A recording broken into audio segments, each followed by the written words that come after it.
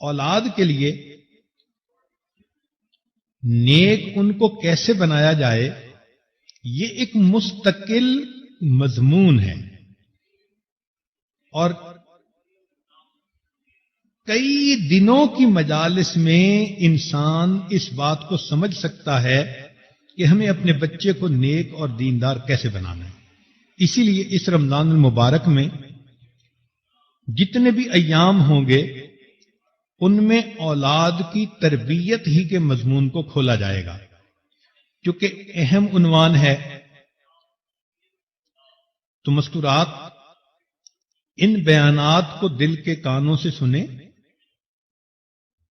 جو پوائنٹس لکھ سکتی ہیں نوجوان بچیاں وہ اس کو قلم بند کریں، گھروں میں اس کے پھر مذاکرے کریں، میاں بیوی بچیاں آپس میں بیٹھ کے مذاکرے کریں، تاکہ اولاد کو تربیت اچھی کرنے کا ہمیں علم حاصل ہو جائے۔ جب یہ سارے ایام بیانات آپ سن لیں گی تو آخر پہ آپ کا دل کہے گا کہ یہ تو اتنی اہم باتیں ہیں کہ ہر بچی کو شادی سے پہلے اس کورس کا پڑھنا ضروری ہے۔ اب آج کے دن بچے کی پیدائش سے لے کے اس کے دودھ پینے کی جو عمر ہوتی ہے، جن کو ایام رضاعت کہتے ہیں، ان کے بارے میں چند باتیں بتا دیتے ہیں۔ پھر اس کے بعد اولاد کی آگے تربیت کیسے کرنی ہے وہ روزانہ آہستہ آہستہ مضمون بڑھتا جائے گا۔ جب اولاد ہونے کا وقت ہوتا ہے تو ماں کے لیے بہت تکلیف دہ لمحہ ہوتا ہے۔ جیسے بی بی مریم نے کہا تھا، یا لیتنی مت قبل ھذا وکنت نسیا منسیا، اے کاش میں اس سے پہلے مر گئی ہوتی۔ تو ماں کے لیے وہ ایسی ہی کیفیت ہوتی ہے۔ تو علماء نے لکھا کہ جب کسی عورت کو لیبر پینز ہوں، بچے کی ڈلیوری کا وقت قریب ہو، تو اس وقت میں اس کو ایک تو کلمہ پڑھنا چاہیے اور دوسرا یہ دعا مانگنی چاہیے، یا اللہ میرے لیے آسانی فرما۔ یہ ایسی مجرب دعا ہے کہ جو بچی اس وقت میں یہ دعا پڑھتی ہے اللہ کی مدد اترتی ہے، اللہ تعالیٰ آسان فرما دیتے ہیں۔ اب جب بچے کی ولادت ہوئی تو سب سے پہلی چیز ہے بشارت، خوشخبری۔ چنانچہ یہ بشارت دینا اللہ رب العزت کا خلق ہے، آپ کا عمل ہے۔ وہ کیسے؟ کہ جب زکریا علیہ الصلوۃ والسلام کو اللہ نے بیٹا دینا تھا تو ایک فرشتہ آیا کہ ان اللہ یبشرک بیحییٰ، کہ اللہ تعالیٰ تمہیں یحییٰ علیہ السلام کی پیدائش کی خوشخبری دیتے ہیں۔ چنانچہ امام طبرانی رحمت اللہ علیہ نے ابن عباس سے روایت کی، بڑی عجیب حدیث ہے کہ نبی علیہ السلام نے ارشاد فرمایا کہ جب کسی کے ہاں بیٹی پیدا ہوتی ہے تو ایک فرشتہ آ کر کہتا ہے ایک کمزور جان سے ایک کمزور جان پیدا ہو گئی۔ ماں بھی عورت تھی، آگے بیٹی ہو گئی، تو فرشتہ یہ آ کر کہتا ہے کہ ایک کمزور جان سے ایک کمزور جان پیدا ہو گئی، جو اس بچی کی پرورش کرے گا اس کے متولی کی قیامت تک اللہ مدد فرمائے گا۔ تو بیٹی کی پیدائش پر فرشتہ یہ الفاظ کہتا ہے۔ اور آگے سنیے کہ جب کسی کے ہاں بیٹا پیدا ہوتا ہے تو وہ فرشتہ آ کر اس لڑکے کی پیشانی کو چومتا ہے اور کہتا ہے کہ اللہ تعالیٰ نے تجھ کو سلام کہا ہے۔ خود اس حدیث پاک کو پڑھ کر بڑا ہی حیران ہوا۔ ابن عباس لانو کی روایت ہے۔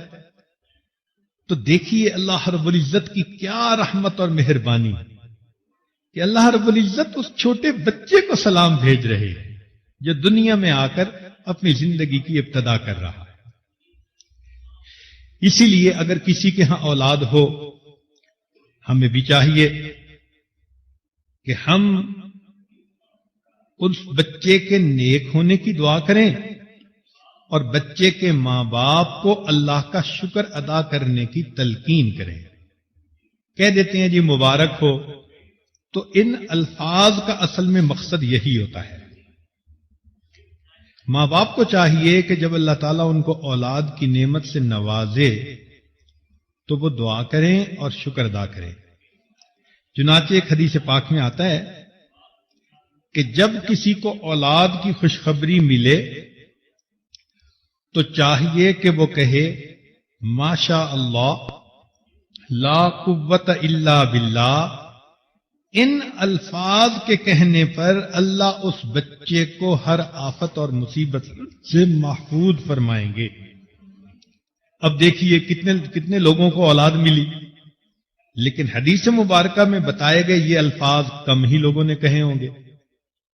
تو یہ چیزیں ہمیں سیکھنی ہیں کہ جب بھی بچے کی خوشخبری ماں باپ کو ملے تو کیا کہیں؟ ماشاء اللہ لا قوت الا باللہ. ان الفاظ کے کہنے پر اللہ تعالیٰ اس بچے کو شیطان کے حملوں سے ہمیشہ محفوظ فرمائیں گے. پھر بچے کی جب ولادت ہو تو ایک کام ہوتا ہے اس کے دائیں کان میں اذان کہنا اور بائیں میں اقامت کہنا. حدیث مبارکہ میں ہے کہ سیدہ فاطمہ الزہرا رضی اللہ تعالی عنہا کے ہاں جب حسن رضی اللہ عنہ کی ولادت ہوئی تو بچے کو نبی علیہ السلام کی خدمت میں پیش کیا گیا. نبی علیہ الصلوۃ والسلام نے اس کے دائیں کان میں اذان کہی، بائیں میں اقامت، اور پھر اس کے لیے دعا مانگی. یہ اذان اور اقامت کہنے میں حکمت یہ ہے کہ بچے کے دل و دماغ میں سب سے پہلے عظمت الہی کا پیغام پہنچے.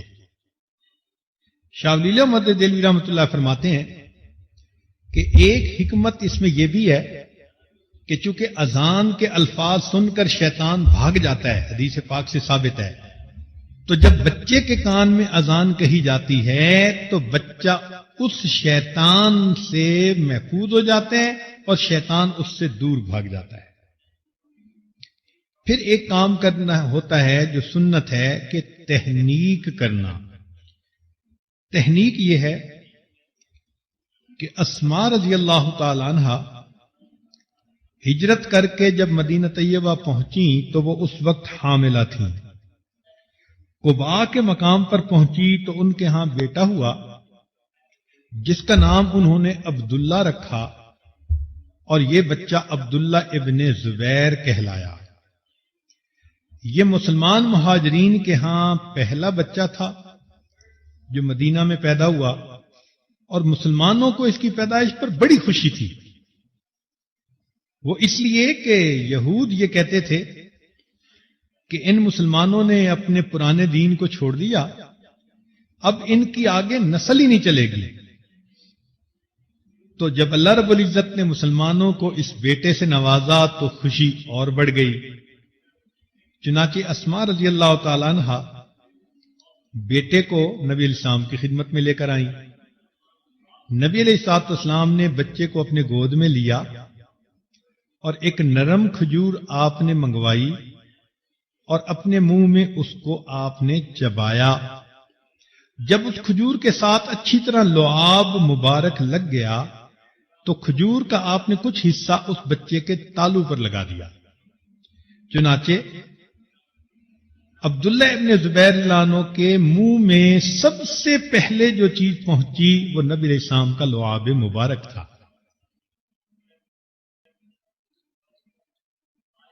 تو یہ ایک سنت عمل ہے، لہذا کوئی بھی نیک مرد یا عورت قریب ہو تو اس سے بچے کی یہ تحنیک کروانی چاہیے اور پھر بچے کے لیے نیک بختی کی دعا کرنی چاہیے.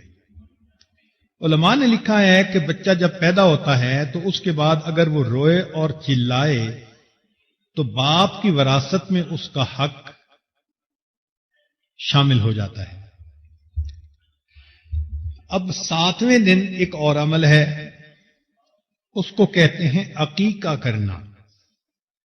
عقیقہ یہ ہے کہ بیٹا اگر پیدا ہوا تو 2 بکرے، بیٹی پیدا ہوئی تو 1 بکرا، یہ ذبح کیا جائے اور پھر عزیز اقارب رشتہ داروں کو دعوت پر بلایا جائے اور ان کو کھلایا جائے۔ یہ عقیقہ کرنا اہم ہے۔ کسی نے امام مالک رحمۃ اللہ سے پوچھا کہ اتنا غریب بندہ ہے کہ عقیقہ کا بکرا کر ہی نہیں سکتا؟ انہوں نے فرمایا کہ اچھا بھائی، تم مرغی ہی ذبح کر دو، کچھ نہ کچھ اللہ کے نام پہ قربان ضرور کرو۔ اور یہ بھی نہیں کہ صرف بکرے ہی کرنے ہوتے ہیں۔ اگر فرض کرو کوئی ایسا آدمی ہے کہ جس کا بہت ہلکا اثر ہے تو وہ کئی بکرے بھی کر سکتا ہے۔ حضرت انس رضی اللہ تعالیٰ عنہ اپنے ہر بچے کے ہونے پر 1 اونٹ ذبح فرمایا کرتے تھے۔ یہ عقیقہ کیا ہے؟ حدیث مبارکہ میں ہے کہ بچہ جب پیدا ہوتا ہے تو ایک تو اس بچے کے ہاتھ بندھے ہوئے ہوتے ہیں۔ کیا مانا؟ اس کی شفاعت کے ہاتھ بندھے ہوتے ہیں۔ جب وہ بچے کے لیے عقیقہ کے بکرے کیے جاتے ہیں تو اب یہ بچہ قیامت کے دن اپنے ماں باپ کی شفاعت کا حق پا لیتا ہے۔ اس لیے یہ عقیقہ اپنی زندگی میں بڑے ہو کر بھی کیا جا سکتا ہے کہ عقیقہ کرنے سے بچے کو ماں باپ کی شفاعت کا حق مل گیا۔ حضرت شاہ ولی اللہ محمد دہلوی رحمۃ اللہ فرماتے ہیں کہ اصل میں ان جانوروں کو قربان کرنے سے ابراہیمی سنت کو یاد کرنا مقصود تھا، اور ساتھ یہ بھی فرماتے ہیں کہ عقیقہ کرنا اصل میں دوست احباب کو بچے کی اطلاع دینے کا بہترین طریقہ ہے۔ اب فرض کرو کوئی عقیقہ نہ کرے تو اس کو تو ہر ایک کو بتانا پڑے گا نا کہ جی میرا بیٹا ہوا، میری بیٹی ہوئی۔ تو شریعت نے کہا کہ تم جو ایک ایک کو بتاتے پھرو گے، اس سے بہتر ہے کہ ایک دن سب رشتہ داروں کو مدعو کر لو، وہ بھی تمہاری خوشی میں شریک ہو جائیں اور وہ بھی بچے کے لیے نیک بختی کی دعا دیں۔ لیکن ذہن میں ایک سوال پیدا ہوتا ہے کہ 7ویں دن عقیقہ کیوں کیا گیا؟ اسی دن کر لیتے۔ تو شاہ ولی اللہ محمد دہلوی رحمۃ اللہ فرماتے ہیں کہ پیدائش کے دن تو ماں باپ بچے کی پیدائش کے بعد سنبھالنے کے عمل میں مشغول ہوتے ہیں، ان کو وقت چاہیے کہ وہ جانور ڈھونڈیں، اس کا انتظام کریں، رشتہ داروں کو بلائیں، پھر مہمان نوازی کریں۔ تو شریعت نے یہ 7 دن کا مناسب وقفہ دے دیا کہ تاکہ اس میں تم اپنی حیثیت کے مطابق عقیقہ کا انتظام کر لو اور اپنے رشتہ داروں کو اس کے لیے بلا لو۔ 7ویں دن عقیقہ کے ساتھ ایک کام اور کرنا ہوتا ہے کہ بچے کے سر کے بال منڈوا دینا، صاف کروا دینا۔ چنانچہ سیدہ فاطمہ الزہرا رضی اللہ تعالی عنہا، ان کے ہاں جب حضرت حسن اللہ عنہ کی ولادت ہوئی یا سیدنا حسین اللہ عنہ کی ولادت ہوئی تو انہوں نے 7ویں دن ان بچوں کے بال سر کے صاف کروائے اور بالوں کے وزن کے برابر چاندی اللہ کے راستے میں صدقہ کر دی۔ یہ عمل اس لیے ہوتا ہے کہ اب تک یہ بچہ ماں کے پیٹ میں تھا، اب طفولیت کی عمر شروع ہوئی، لہذا بال جو جسم سے ہٹائے جاتے ہیں اس کے بقدر اللہ کے راستے میں صدقہ کر دیا جاتا ہے۔ تیسرا عمل ہوتا ہے 7ویں دن اس بچے کا نام رکھنا۔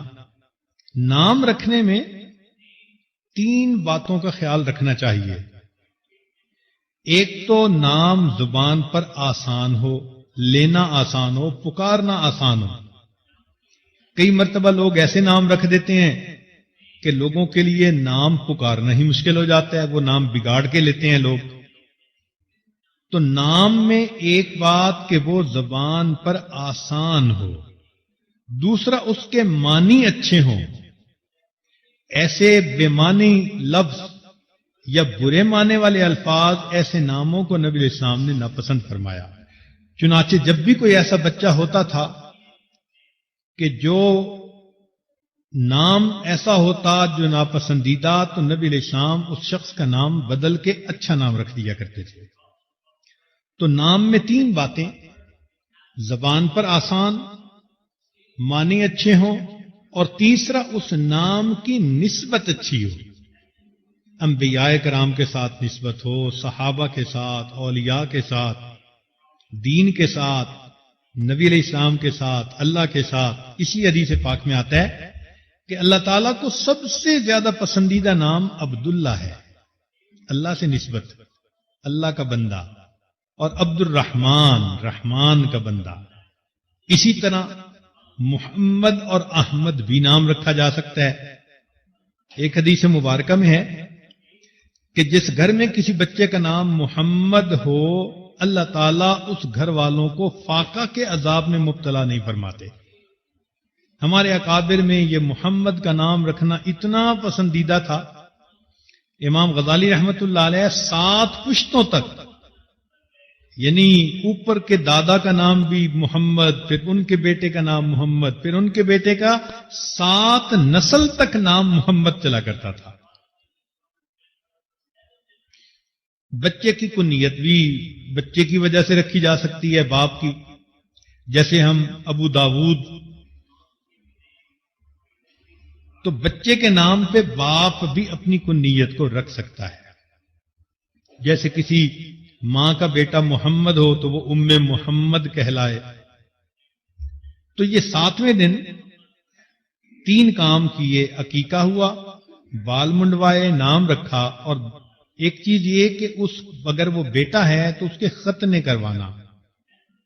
حدیث مبارکہ میں ہے کہ چند چیزیں فطرت میں ہیں، کلی کرنا، ناک میں پانی ڈالنا، مونچھیں کٹوانا، مسواک کرنا، ناخن کٹوانا، بغل کے بال صاف کرنا، زیر ناف بال صاف کرنا، اور لڑکوں کا ختنہ کروانا۔ ایک حدیث مبارک میں ہے کہ 4 چیزیں سنن المرسلین ہیں، یعنی تمام رسولوں کی سنت ہے، کامن سنت ہے۔ ان میں سے ایک خوشبو لگانا، دوسرا مسواک کرنا، تیسرا ختنہ کرانا، اور چوتھا نکاح کرنا۔ اب 7ویں دن جب یہ اعمال ہو گئے تو اب اس بچے کو 2 سال تک دودھ پلانا یہ اس کی ماں کی ذمہ داری ہوتی ہے۔ ماں کا دودھ بچے کے لیے انتہائی ضروری ہوتا ہے۔ اس کی اہمیت کا اندازہ اس سے لگائیے کہ نبی علیہ الصلوۃ والسلام کے پاس ایک عورت آئی جو زنا کی مرتکب ہوئی تھی، اس کا بچہ ہوا، اس نے نبی علیہ السلام کے سامنے اقرار کیا کہ میں اس گناہ کی مرتکب ہوئی، تو نبی علیہ الصلوۃ والسلام نے حد کا جاری کرنا اس کو مؤخر فرمایا، اس کو کہا کہ جاؤ اور بچے کو دودھ پلاؤ۔ جب 2 سال اس نے دودھ پلایا اور واپس آئی تو بچے کے ہاتھ میں روٹی کا ٹکڑا تھا، تب نبی علیہ الصلوۃ والسلام نے حد جاری فرمایا۔ یعنی بچے کو دودھ پلانا اتنا اہم کام ہے کہ اللہ کا حکم ہے حد جاری کرنا، اس کو بھی اس کی خاطر 2 سال مؤخر کر دیا گیا۔ آج کل کی نوجوان بچیاں بچوں کو دودھ پلانے سے گھبراتی ہیں، حالانکہ اس میں بچے کا بھی فائدہ اور ماں کا بھی فائدہ۔ بچے کا فائدہ تو یہ کہ ماں کا دودھ بچے کے جسم کی ریکوائرمنٹس کے بالکل مطابق ہوتا ہے، اس کی نیوٹریشن بچے کی ضرورت کے بالکل مطابق ہوتی ہے۔ اس بچے کو اگر گائے کا دودھ پلا دو تو پیٹ خراب، بھینس کا پلا دو تو اور زیادہ خراب۔ لوگ بکری کا دودھ پتلا کر کے پلاتے ہیں، لیکن سب سے بہترین تو یہ کہ اس کو ماں دودھ پلائے۔ پھر اس دودھ کی خوبی یہ ہوتی ہے کہ ماں کا دودھ نہ گرم ہوتا ہے نہ بہت یخ ٹھنڈا ہوتا ہے، ایک نارمل ٹیمپریچر۔ اور اللہ کی شان دیکھو کہ ہر وقت بچے کو دستیاب، پہاڑ پہ ہے اگر کوئی ماں تو وہاں بچے کے لیے دودھ موجود، زمین کی پستیوں میں ہے تو وہاں دودھ موجود۔ جو بچیاں اپنے اولاد کو ڈبوں کے دودھ پلاتی ہیں، کئی مرتبہ دیکھا گھر میں پریشان بیٹھی ہوتی ہیں، جی ڈبے کا دودھ ملتا نہیں، بچہ رو رہا ہے۔ تو بھائی اللہ نے بچے کے لیے جو ایک طریقہ کار بنایا تھا اسی پر ہی عمل کر لیتے۔ بچے کے تو یہ فائدے ہوئے، اور ماں کا فائدہ یہ کہ جو عورتیں اپنے بچوں کو دودھ پلاتی ہیں ڈاکٹروں کے مطابق ان کو چھاتی کا کینسر نہیں ہوتا، اور دوسری بات کہ وہ موٹاپے سے محفوظ رہتی ہیں۔ لہذا جو عورتیں اپنے بچوں کو دودھ پلائیں گی، کیونکہ ولادت کے بعد عورت کے جو ہے نا جسم کے اندر موٹاپا حاصل کرنے کا رجحان بڑھ جاتا ہے، تو اگر وہ اپنے بچے کو دودھ پلائے تو جسم کا موٹاپا اس سے ختم ہو جاتا ہے۔ اور ایک سب سے اعلیٰ چیز کہ دودھ پلانے سے بچے کے دل میں ماں کی محبت پیدا ہوتی ہے اور ماں کے دل میں اولاد کی محبت پیدا ہوتی ہے۔ یہ ڈبوں کے دودھ سے چیز نہیں ملتی۔ اکبر الہ آبادی نے یہی تو کہا تھا کہ بچے میں ماں باپ کے اتوار کی بو کیسے آئے، انہوں نے تو ڈبوں کا دودھ پیا ہوا ہے۔ تو ماں کا دودھ پینے سے بچے کے دل میں ماں کی محبت اور ماں کے دل میں بچے کی محبت، یہ محبت کا رشتہ بہت محبوب ہے۔ اس لیے شریعت نے کہا کہ ماں اپنی اولاد کو 2 سال تک دودھ پلائے۔ یہاں پر ایک نقطہ اور سمجھ لیں کہ پرورش کا حق شریعت نے ماں کو دیا اور ولایت کا حق شریعت نے باپ کو دیا، اس لیے کہ ماں بہتر پرورش کر سکتی ہے۔ ہاں، جب بچہ بڑا ہو جائے تو اس کی تعلیم، اس کی تربیت، اس کی زندگی میں اس کو سیٹ کرنا یہ ولی کا کام ہوتا ہے، تو یہ باپ بہتر کر سکتا ہے۔ تو اس لیے اگر بچے کو شروع سے ہی اسلامی تعلیمات کے مطابق ہینڈل کیا جائے تو بچہ شروع سے ہی اپنے دل میں نیک جذبات حاصل کر لیتا ہے اور وہ نیکوکاری کی زندگی گزارتا ہے۔ عام طور پر اولاد کے بگڑنے کا سبب ماں باپ کی غفلت، اس کی 2 وجوہات ہوتی ہیں۔ یا تو ماں باپ نے غفلت کی وجہ سے بچے کو وقت نہیں دیا ہوتا، یا پھر ماں باپ کو پتہ ہی نہیں ہوتا کہ بچے کی تربیت کرنی کیسے ہے۔ آج کل ہمارے ماحول میں یہ بنیادی ریزن ہے کہ بچیاں ماں بن جاتی ہیں مگر ان کو یہ پتہ نہیں ہوتا کہ ماں کی ذمہ داری کیا ہوتی ہے۔ وہ اپنے عقل کے مطابق، تجربے کے مطابق، سنی سنائی باتوں کے مطابق اس بچے کو ہینڈل کر رہی ہوتی ہیں۔ تو جو تو سمجھدار ہوئیں، بردبار طبیعت والی ہوئیں، انہوں نے بچوں کو ذرا اچھی پرورش دے دی، اور جس کے طبیعت میں غصہ زیادہ ہے اس نے بات بات پہ بچے کو جھڑکی دی، کوسنے دیے، بددعائیں دی، بنانے کی بجائے اپنی اولاد کو الٹا بگاڑ دیا۔ تو اس لیے اولاد کی تربیت کا یہ مضمون ہر عورت کے لیے پڑھنا، سیکھنا ضروری ہے اور اس کی اہمیت کا جاننا ضروری ہے۔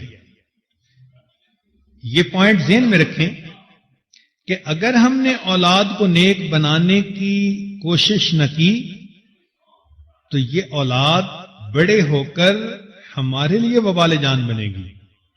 اس لیے علماء نے لکھا ہے کہ جوان ہونے کے بعد اولاد یا ماں باپ کی دوست ہوتی ہے یا ماں باپ کی دشمن ہوتی ہے۔ اگر تو نیکی پر آ گئے تو ماں باپ کے دوست، اور اگر بگڑ گئے تو ماں باپ کے دشمن۔ چنانچہ ہم نے دیکھا بگڑے ہوئے بچے ماں باپ کے لیے سہانے روح بن جاتے ہیں، ماں باپ کا جینا حرام کر دیتے ہیں۔ ایک مرتبہ مجھے بیرون ملک میں ایک عورت نے فون کیا، کہنے لگی جی دعا کرو اللہ تعالیٰ میرے بیٹے کو ہدایت دے۔ میرے بیٹے نے اپنے پسند کی شادی کی اور وہ مجھے ملنے ہی نہیں آتا، اور مجھے اس وقت 8 مہینے ہو گئے بیٹے کا چہرہ دیکھے۔ آج میں نے اسے فون کیا کہ بیٹے ایک دفعہ آ کے مل تو جاؤ، تو بیٹے نے آگے سے جواب دیا کہ تم کتیا ہو، بھونکتی رہتی ہو، مجھے آئندہ اپنے پاس آنے کی بات مت کرنا۔ اب سوچئے کہ بیرون ملک میں اپنے بچوں کو پالا اور دین سکھانے کی بجائے وہی مغربیت کی زندگی ان کو سکھائی تو نتیجہ یہ ملا کہ اب یہ بچہ جوان ہو کر اپنی ماں کو کتیا کہہ رہا ہے. کتابوں میں ایک واقعہ لکھا ہے کہ چند بچے دیہات میں کھیل رہے تھے اور بوڑھا باپ بیمار تھا، بستر پہ لیٹا ہوا تھا. وہ بار بار اپنے بیٹے کو کہہ رہا تھا کہ بچہ مجھے پیاس لگی ہے، پانی پلا دو، اور بچہ کھیلنے میں مست تھا. حتیٰ کہ جب بار بار باپ نے کہا تو وہ لڑکا اپنے دوستوں سے ہٹا اور اس نے اپنا جوتا اٹھایا اور قریب جوہر کا پانی جوتے کے اندر بھرا اور باپ کے منہ میں آ کر انڈیل دیا. جب نافرمان اولاد ہوتی ہے، بگڑتی ہے، تو پھر ماں باپ کے ساتھ یہ سلوک کرتی ہے. اس لیے کہتے ہیں کہ یتیم وہ نہیں ہوتا کہ جس کا باپ فوت ہو جائے. یتیم وہ ہوتا ہے کہ جس کے باپ کے پاس فرصت نہ ہو اور اس کی ماں کے پاس اہلیت نہ ہو، وہ یتیم ہوتا ہے. ماں نہ اہل ہے، تربیت کرنے کے قابل نہیں، لکھی پڑھی نہیں، خود تربیت یافتہ نہیں، تو ماں نہ اہل ہو اور باپ کو کاروبار سے فرصت ہی نہ ملے، تو ایسے بچے کو حقیقت میں یتیم کہا جاتا ہے. ہمیں چاہیے کہ ہم اپنی اولاد کی نیکی اور تربیت کے لیے بہت کوشش کریں، ورنہ قیامت کے دن یہ اولاد انسان کو اللہ رب العزت کی عدالت کے کٹہرے میں کھڑا کرے گی. یہ بات چھوٹی نہیں ہے. قرآن مجید میں اس کا ثبوت ملتا ہے. قیامت کا دن ہوگا، اللہ تعالیٰ ایسی نافرمان اولاد سے پوچھیں گے تم کیوں نہیں نیک بنے؟ تو اولاد سارا کا سارا ملبہ ماں باپ پہ ڈال دے گی. اے اللہ، انہوں نے ہمیں بگاڑا، انہوں نے ہمیں دنیا دار بننے کے لیے کہا، ڈاکٹر بنو، انجینئر بنو، پائلٹ بنو، اللہ ہم بن گئے. انہوں نے دین کے لیے کبھی کہا ہی نہیں تھا، ہم نے دین کی طرف توجہ ہی نہیں دی تھی. چنانچہ مفسرین نے اس آیت کے تحت لکھا ہے کہ ربنا انا اطعنا سادتنا وکبراءنا فاضلونا السبیل. اے اللہ، ہم نے تو اپنے بڑوں کی اتباع کی، ان کی بات مانی. فاضلونا السبیل، انہوں نے ہمیں راستے سے بھٹکایا. انہوں نے کہا تم چارٹرڈ اکاؤنٹنٹ بن جاؤ، ہم بن گئے. انہوں نے کہا تم MBA کر کے دکھاؤ، ہم نے دکھا دیا. ہم ڈاکٹر بنے، فلاں بنے. انہوں نے دنیا کا گول آبجیکٹو دیا، ہم نے پورا کر دکھایا. انہوں نے تو دین کی طرف کبھی ہمیں متوجہ نہیں کیا تھا. انا اطعنا سادتنا وکبراءنا فاضلونا السبیل. اللہ، انہوں نے ہمیں گمراہ کیا. ربنا آتہم ضعفین من العذاب. اے اللہ، ان کو دگنا عذاب دیجئے. وَلْعَنْهُمْ لَعْنًا كَبِيرًا، اور اللہ ان پر لعنتوں کی بارش کر دیجیے. تو مفسرین نے اس میں ماتحتوں کے ساتھ اولاد کو بھی شامل کیا ہے کہ اولاد بھی ماں باپ کے خلاف یہی الفاظ کہے گی.